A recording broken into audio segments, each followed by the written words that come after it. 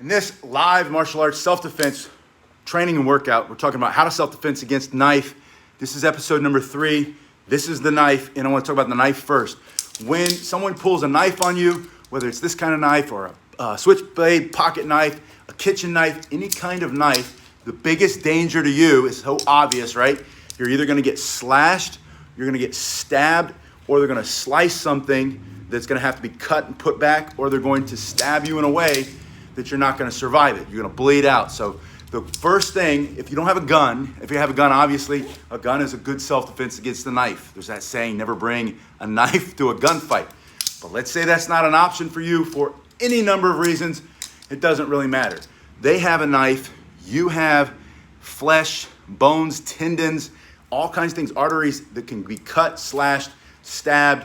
You don't want to, if you don't have to, try to take the knife away with your hand or defeat the knife with your bare hands. If you have the option to carry one of the best self-defense tools that there are, how to self-defense against a knife with a walking cane, is what we're going to talk about in episode number 3, in this episode. So let's say they have a knife, you have your walking cane or a self-defense cane, maybe it's a combat cane like this. This is an oak cane master's cane. Maybe you have an oak cane master's cane, which hits extremely hard. I'm not gonna hit the bag yet because it'll knock down the rattan cane, and I want you to see that. I want you to see the difference. This will be a review of walking canes. What's the best walking cane for self-defense? We're gonna talk about that in this episode too. But look at this. There is the knife from handle to tip. That's a sharp blade. That can do a lot of damage, like I said, either slashing or stabbing. Either way, you don't want that distance to be closed. You want them to get close enough to stick that in you or cut you up with it. So you have to have something like this, which gives you reach advantage. Now, this is episode 2. We just did that earlier. We talked about the long martial arts stick or the long martial arts staff. It could also be a walking stick or a hiking staff. This is unique and different. And it's unique and different because of this. And this is important for 2 reasons. The first is that when it has this, especially in the United States, in this country, there are 2 laws that protect you and allow you to carry this with you anywhere you go. And as we're talking, I want you to get started with a warm-up move. Hold your cane, pick up your walking cane, put it in your hand, and you're gonna crank it and let it spin around. Now, a great self-defense cane, if it's one of these wooden cane master's cane, I put the link below, is gonna have a wider crook or a wider hook, allowing you to do this combat spinning move. Now, you're not going to be spinning, you can, but you're not gonna be spinning when the guy pulls out the knife. When the guy pulls out the knife, let me get this out of the way, you're gonna be in this position and you're gonna be striking. With as much force as you can, you're gonna be striking. This hook right here means that you can carry it with you anywhere you go. So that's the first advantage of a walking cane or a self-defense cane. In this case, the cane master's cane. And this over here is the Rattan Dojo training cane. That's the second link below if you want to see it. We'll talk about the advantage. I'll give you a quick review. Which cane is best for self-defense? You're going to find out toward the end of this video, so stay with me. From here, you're going to go back and forth across the body. And I want you to think of it as a slap across the face and a backhand across the other side of the face. That's the motion that creates that sideways figure 8, also known as an infinity symbol, which is why in martial arts spinning, this is called an endless spin, because it creates it creates what it's called, right? An endless motion, an infinite motion. Happy New Year. From here, yes, that is beautiful. From here, you can turn this into, grabbing here a little bit higher, turn this into a closed hand spin. This is more holding on the crook. You get the whole weight going. That's gonna build some strength in the wrist. It's gonna get blood in there. It's gonna keep you safe from injury. It's also gonna build wicked strength and speed and power in all your strikes for self-defense. But then you're gonna grab it here and increase strength, flexibility in the arms, the wrists, the hands especially. And that's gonna help you. This is these are slices, these are strikes. Striking. Full speed, full power. That's the benefit, by the way. First part of the review of the cane master's cane, that's the first link below, is that it hits extremely hard. It's a hardwood, it's oak. This one is well oiled by the oil in your hand when you use it. Also, I rub it with a little bit of tongue oil from here and linseed oil. I like to go back and forth. But you're going through and back, back to the benefit of the hook. The law says, HIPAA law. HIPAA is a law that protects privacy of your medical records. Your medical history is private, with the HIPAA laws in the United States saying that you can't ask me. It's like if the CDC calls you and says, hey, we're contact tracing for the COVID or something. And you say, HIPAA law, I don't have to tell you, that's really a thing. Now, I'm not a lawyer and certainly don't stand on my opinion or my thoughts. But that's just an example. The law enforcement officer, police officer, TSA agent, when you walk into TSA to get on the airplane with your mask on, they can't say, hey, good, I'm glad you're here. Happy New Year. It's good to see you, Sensei Emmett. I'm glad everybody's here. In this state, in the United States, the HIPAA laws, that's the first one. HIPAA law says they can't ask you to prove that you need this cane for walking, for mobility, for your health and well-being. They're not allowed to ask you.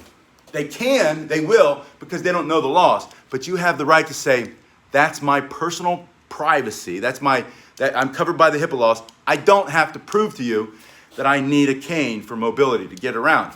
That means you can carry it anywhere. The second law, which is a much older law, the Americans with Disability Act, the ADA, that's why they make wider bathrooms and they lower the sink and they can put a wheelchair under there and they have pull bars or push bars on all.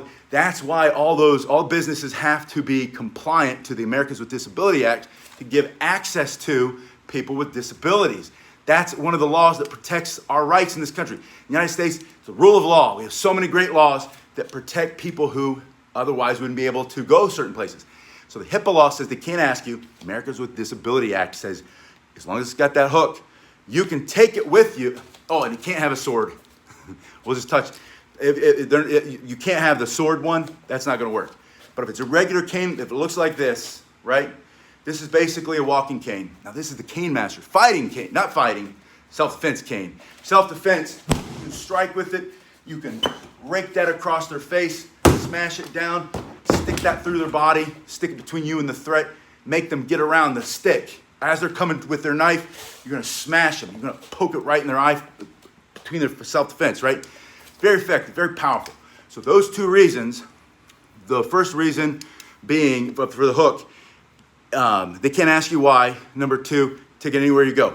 Then the second benefit of this crook right here over a straight stick. Now, a straight stick is still, again, if somebody has any kind of knife, kitchen knife, pocket knife, any knife, especially a knife like this, a butterfly knife, balisong, and it's razor sharp, it's very long, super pointy. The stick has the reach advantage. The stick doesn't bleed, right?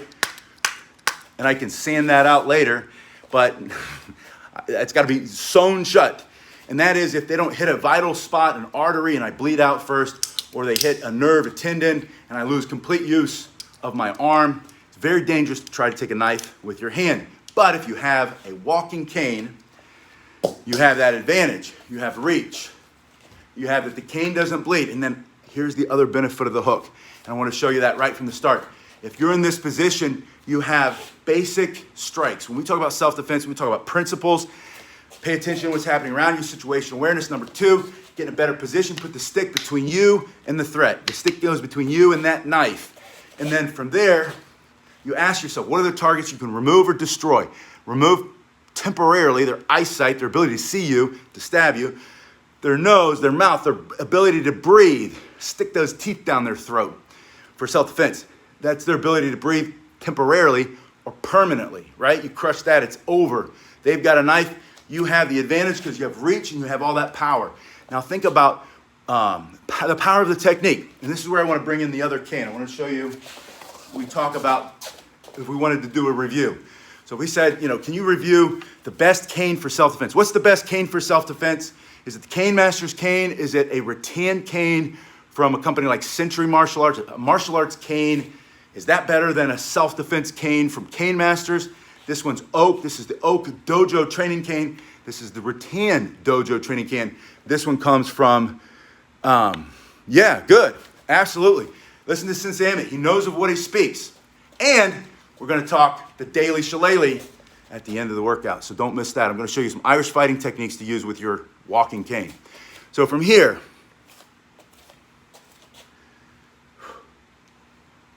time to change the government. And I'm not joking. Anyway, yeah, I mean, we have our rights, right? We got to speak up for our rights. Anyway, so you have the two canes, heavy, light. Now, this is not so flexible, but it's flexible for wood. And when they're oiled correctly, when you get a dojo training cane from Cane Masters, that's the first link. Always keep it oiled. Sand it down, get the burrs off of it, and then get the oil in it from your hand from constant training. Happy New Year. And then, yes, exactly.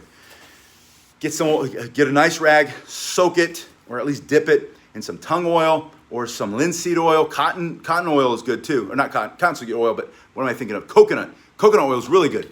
And you soak it. You get done using it, you soak it, you leave it for the next time you come up. It'll be a little oily at first.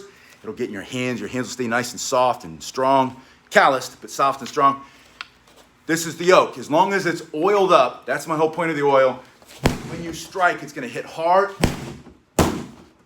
It's going to have flexibility and strength. Flexibility and strength comes with the oil when it dries out. If you let your canes dry out, or your bow, I broke a bow in the last episode, the long martial arts staff, or any of your other sticks. Now, rattan's not going to dry out the same way because this is grass. This is wood. So if you let the wood dry out, then it's going to break. It's going to crack. It's going to become brittle. So keep it oiled up. But the rattan cane. So the benefits of the Cane Masters cane, that's the first link. It's inexpensive, that dojo cane. Go look at the prices if you want to see them. And it hits really hard. It's going to shatter bones for self-defense. As the man says, the wood seeks bone, meaning that it's going to go through all that fleshy part. It's going to cause contusions to them for self-defense for you. And then it's going to break that arm. It's going to break the femur. It's going to break the collarbone. It's going to knock them unconscious for self-defense. And it's going to be very effective for self-defense. The rattan is different. Like I said, rattan is not a wood. Rattan is a grass like bamboo or any of the other grasses. I don't know. You guys know more than I do. But it's a grass, meaning that it will splinter. And you can see, I don't know if I can get that close enough. See that? There's a little fiber coming off. Like a collie stick. That's a fiber. So that one means it's going to be extremely strong and flexible, but it's not going to break in half. Awesome. Love to see that one. From here, super fast. I was talking to Grandmaster Gary. I keep putting him up in rank. I don't know if he's Grandmaster or not. Gary, if you're watching this, you've just been promoted if you weren't already. Master Gary Hernandez and I were speaking on the phone a couple nights ago, and he said, I did a great internet I did an interview with Sensei Emmett, and if you haven't seen Sensei Emmett's website or channel, please go check it out after this one. Sensei Emmett's on here. Sensei, you can give him your deets, your details.